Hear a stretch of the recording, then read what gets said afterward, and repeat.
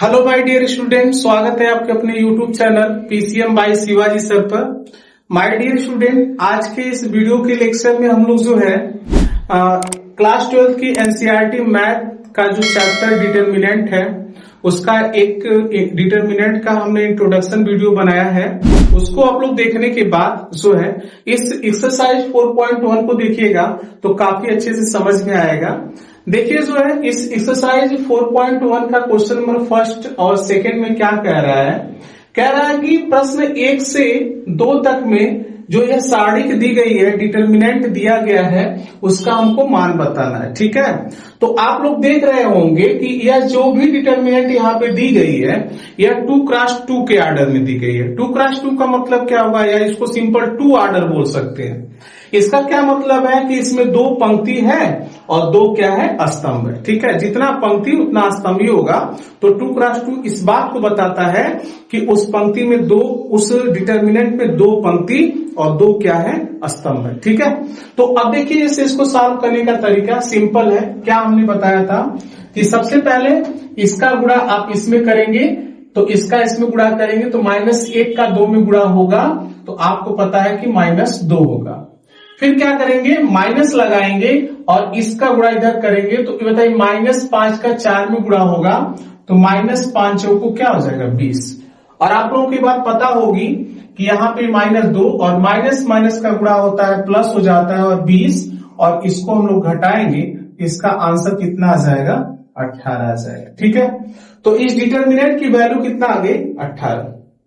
बहुत आसान है। ठीक है, तो अब यहाँ पे देखिए इसको भी वैसे ही करेंगे तो इसका गुणा पहले इधर करेंगे, कास का कास में गुणा होगा। जब कास थीटा का कास थीटा में गुणा होगा तो आप बताइए क्या हो जाएगा, कास स्क्वायर थीटा हो जाएगा। ठीक है, फिर माइनस यहां लगाएंगे। अब इसके बाद इसका गुणा इधर करेंगे तो आप बताइए क्या हो जाएगा, इसका गुणा इसमें होगा तो माइनस यहाँ पे साइन स्क्वायर थीटा हो जाएगा। अब बताइए यहां पे क्या हो जाएगा, कास स्क्वायर थीटा, माइनस का गुणा होगा प्लस, यहां पे क्या हो जाएगा, साइन स्क्वायर थीटा। और एक चीज तो आप लोग अच्छे से जानते होंगे कि cos square theta plus sine square theta बराबर क्या होता है, 1 होता है। तो इसका मतलब है कि इसका आंसर कितना आ जाएगा, 1 आ जाएगा। ठीक है, तो आई होप कि एक क्वेश्चन भी आप लोगों को बहुत अच्छे से क्लियर हुआ होगा। वैसे ही इसको भी क्या करेंगे, इसका गुणा पहले इधर करिए और फिर माइनस करके इसका गुणा इधर करिए। तो पहले गुणा किया सर, तो जब इसका गुणा इसमें होगा तो आप लोग बताइए क्या आ जाएगा, x square minus x plus 1, और इसका इसमें गुणा हो रहा है तो इसको हमने लिख दिया ऐसे। फिर माइनस करके इसका गुणा इधर करेंगे तो बताइए यहाँ पे क्या हो जाएगा, x प्लस 1 और यहाँ पे x माइनस 1 हो जाएगा। ठीक है, अब यहाँ 2 फार्मूले यूज हुए हैं। कौन 2 फार्मूला यूज हुआ है, आप लोग ध्यान से देखिएगा। यहाँ पे यही फार्मूले दोनों यूज हुए हैं। एक फार्मूला यूज हुआ है कि a³ प्लस b³ बराबर सूत्र होता है, एक ब्रैकेट में a प्लस b, दूसरे ब्रैकेट में a square minus ab plus क्या हो जाएगा, b स्क्वायर हो जाएगा। और एक फार्मूला यहाँ पे यूज हुआ है कि a square minus b square बराबर क्या होता है, एक ब्रैकेट में a माइनस b और एक ब्रैकेट में a प्लस b। इसी फार्मूले का यहाँ पे यूज होगा। अब आप लोग ध्यान से देखिए, यहाँ पे एक ब्रैकेट में a प्लस b, दूसरे ब्रैकेट में a square minus ab plus b square. आप बताइए इस चीज को तो थोड़ा हम ऐसे लिख, कोई दिक्कत है क्या, कोई दिक्कत नहीं होगी। यहाँ पे x स्क्वायर माइनस, अगर 1 गुणे x लिख दे तो कोई दिक्कत नहीं है, और प्लस 1 है, 1 का स्क्वायर लिख दीजिए, इस ब्रैकेट में आ गया, और यहाँ पे x प्लस 1 हो जाएगा। फिर माइनस, आप जैसे इसको है उसको रहने दीजिए ऐसे ही। अब आप लोग देख रहे होंगे कि देखिए एकदम बिल्कुल इससे मैच कर रहा है कि नहीं कर रहा है। और इसकी जगह हम क्या लिख सकते हैं, a³ प्लस b³। a की जगह है क्या, x है, तो यहाँ पे x³ mine plus b³ b की जगह क्या है, 1 का क्यूब आप लोगों को पता है कि 1 की कितना हो पावर कर दीजिए, उसका आंसर 1 ही होगा। तो यहाँ पे 1 हो जाएगा। और माइनस, आप देख रहे हैं कि यहाँ पे एक ब्रैकेट में a प्लस b है और दूसरे ब्रैकेट में a माइनस b, तो उसके बराबर क्या होता है, a square minus b square होता है। यहाँ a की जगह x है तो यहाँ पे क्या हो जाएगा, x square minus b square मतलब 1 का स्क्वायर कितना आ जाएगा, 1 आ जाएगा। अब यहाँ पे देखिए क्या आ जाएगा, एक्स क्यूब प्लस 1, माइनस का प्रभाव पड़ेगा तो माइनस एक्स स्क्वायर और माइनस माइनस क्या हो जाएगा, प्लस 1। अब इसको थोड़ा क्रम से लिख दीजिए, तो यहाँ पे x square x cube minus x square और यहाँ पे 1 और 1 जोड़ देंगे कितना आ जाएगा, 2 आ जाएगा। यही इस डिटर्मिनेंट का फाइनल आंसर होगा। ठीक है, तो आई होप कि आप लोगों को क्वेश्चन नंबर 1 और 2 दोनों समझ में आया होगा।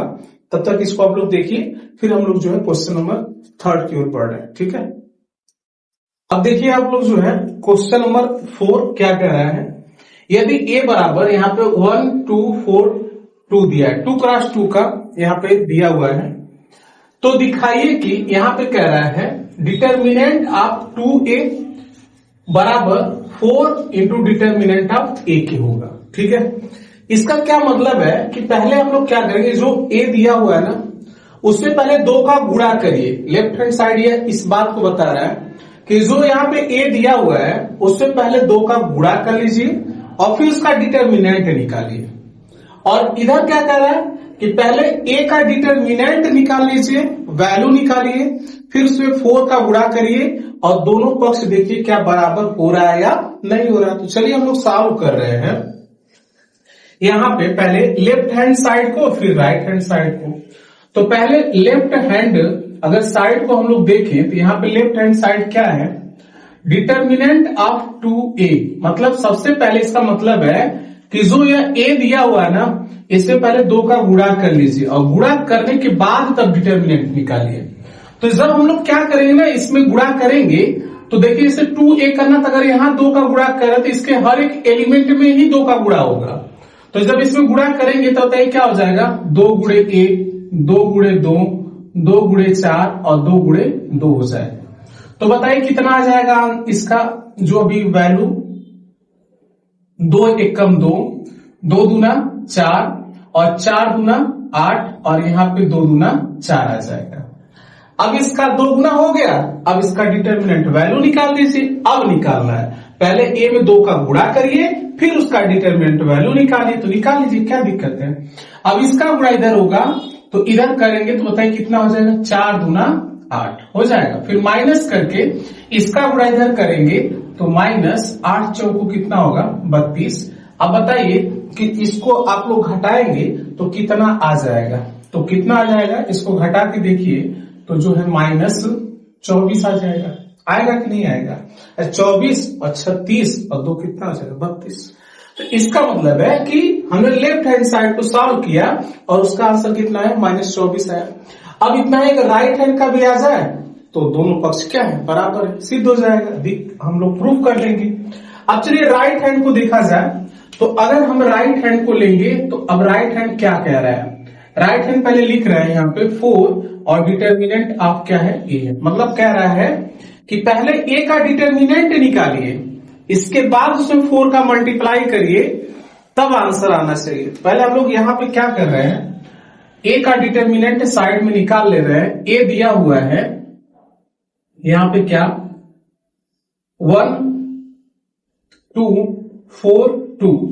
अब इसका डिटर्मिनेंट पहले निकाल लिया जाए। ठीक है, तो कैसे निकलेगा, इसका गुणा पहले इधर करिए, 2 एकम 2, फिर माइनस करके इसका गुणा इधर करेंगे तो 4 दूना कितना हो जाएगा, 8 और इसको घटाएं कितना बचेगा, माइनस 6 बचेगा।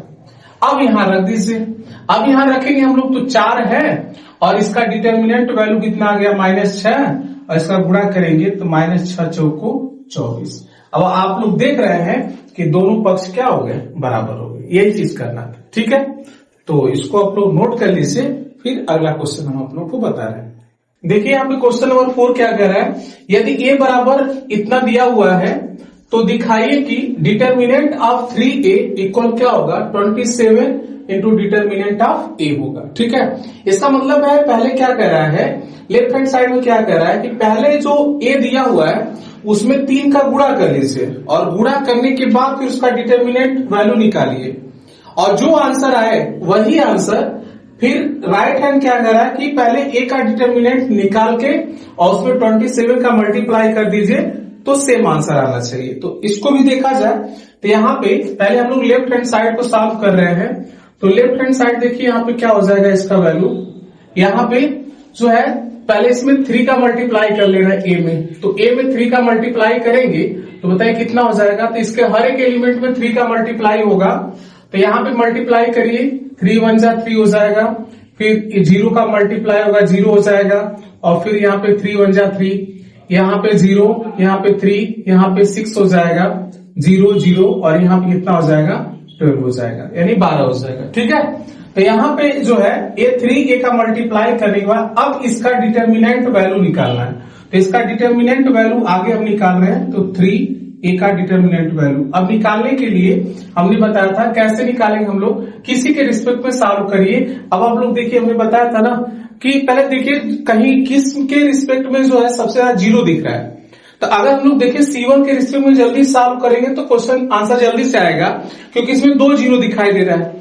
तो हम C1 के सापेक्ष सॉल्व कर दे रहे हैं। यहां पे लिख दे रहे हैं C1 के सापेक्ष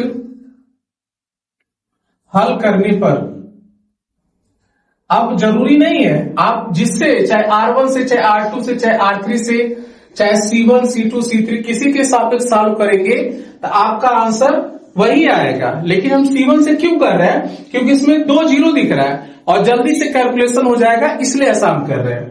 तो अब देखिए यहाँ पे हम क्या करेंगे, C1 का पहला एलिमेंट क्या है 3। अब ऐसे यहां लिखने के बाद इसके सामने के स्तंभ और पंक्ति को हम बंद करेंगे तो क्या दिखाई दे रहा है 3 6 0, और यहाँ पे क्या हो जाएगा, यहाँ पे 12 हो जाएगा। ठीक, इसके बाद फिर अगला एलिमेंट यहाँ पे क्या है 0, तो पहले प्लस फिर क्या लेंगे माइनस। अब देखिए फिर इसके सामने के यहाँ पे अब 0 है ना, अगर चाहे तो हम लोग बस छोड़ दे, पता है कि 0 का मल्टीप्लाई करने के बाद क्या हो जाएगा 0 हो जाएगा, कुछ भी है छोड़ दीजिए ऐसे, माइनस और इसके बाद फिर प्लस। फिर अगला जो है C1 का एलिमेंट क्या है 0 है, फिर जो कुछ भी आएगा ऐसे एक बार लिख दे रहे हैं, लेकिन बात को समझिए आप लोग कैलकुलेशन करने के लिए।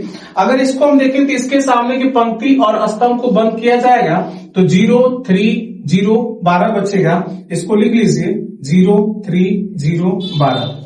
अब अगला इसको हम लोग लिए थे तो इसके सामने की पंक्ति और स्तंभ को बंद करेंगे तो 0 3 3 6 बचेगा। तो 0 3 3 6 बचेगा। अब देखिए कितना आंसर आएगा। तो अब यहाँ पे ये 3 हो जाएगा।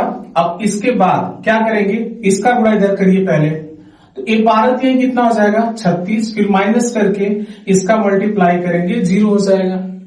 फिर यहाँ पे माइनस है 0 लगा लीजिए, इसका गुणा इधर करेंगे 12 का 0 में गुणा होगा 0 हो जाएगा, माइनस 0 का 3 में गुणा होगा 0 हो जाएगा, पूरी कहानी 0 हो गई। फिर प्लस 0, इसका गुणा इधर होगा तो 6 का 0 में होगा 0, और यहाँ माइनस 3 3 9, ये पूरा 0 हो गया, ये भी 0 हो गया। अब 36 और गुणे कितना हो गया 3, इसका गुणा पहले करिए, 3 6 कितना होगा 18, और 3 3 9 1 10। तो आप लोग देख रहे हैं कि राइट हैंड साइड का जो वैल्यू है वो कितना आ गया 100, लेफ्ट हैंड का वैल्यू जो आया 108 आ गया। अब हम लोग किसको देखेंगे, राइट हैंड। राइट हैंड में क्या कर रहा है, पहले ए का डिटर्मिनेंट निकालिए और फिर उसमें 27 का गुणा करिए। ठीक, तो हम लोग क्या करेंगे, अब इसको देखिए, राइट हैंड साइड को सॉल्व कर रहे हैं। अब यहाँ पे राइट हैंड साइड अगर हम लोग देखें तो यहां देखिए क्या आएगा, पहले ए का डिटर्मिनेंट हम निकाल रहे हैं, तो यहाँ पे ए का डिटर्मिनेंट निकालेंगे हम लोग, तो वहां पे देखिए क्या है, पहले अब इसी के रिस्पेक्ट में हम सॉल्व कर ले रहे हैं। देखिए C1 के रिस्पेक्ट में, क्योंकि यहाँ पे 2 0 दिख रहा है तो आसान हो जाएगा। तो यहाँ पे 1, अब क्या करेंगे, इसके सामने के स्तंभ और पंक्ति को बंद करेंगे तो क्या दिखाई दिया 1 0 2 और 4। फिर अगला देखिए एलिमेंट क्या है C1 का 0 है, तो यहाँ प्लस हो गया, फिर क्या लगाएंगे माइनस, अब इसको छोड़ दे रहे हैं। फिर इसके आगे आएंगे तो फिर क्या है प्लस लगाइए, फिर अगला एलिमेंट 0 है, इसको एक कहानी पूरा क्या हो जाएगी 0, यह भी 0 हो गया। अब यहाँ बताइए कितना आ जाएगा, तो 4 1 कम, ये 1 है, 4 1 कम, पहले इधर गुणा करेंगे 4, फिर माइनस 0 का 2 में गुणा होगा 0, मतलब कितना आ गया 4 आ गया ना। अब बताइए ए का डिटर्मिनेंट वैल्यू कितना आ गया 4 आ गया। अब उसमें 27 का अब गुणा करिए, तो अब निकालना है 27 इंटू डिटर्मिनेंट ऑफ ए, 27 और डिटर्मिनेंट ऑफ ए की वैल्यू 4 आ गई, और 4 7 28, 2 बचा, 4 दूना 8, 2 कितना हो जाएगा 10। आप लोग देख रहे हैं कि लेफ्ट हैंड साइड इक्वल क्या आ गई, राइट हैंड साइड। ठीक है, तो आप लोगों को जो है यह भी क्वेश्चन बहुत अच्छे समझ में आया होगा। अब हम लोग जो है आज के इस वीडियो में जो है क्वेश्चन नंबर केवल 4 तक ही सॉल्व कर रहे हैं। इसके बाद अगली वीडियो में जो है क्वेश्चन नंबर 5, 6, 7 और 8 को अच्छे से सॉल्व किया जाएगा। तो इस वीडियो में इतना ही, फिर अगली वीडियो में मिलते हैं। तब तक के लिए थैंक यू, धन्यवाद।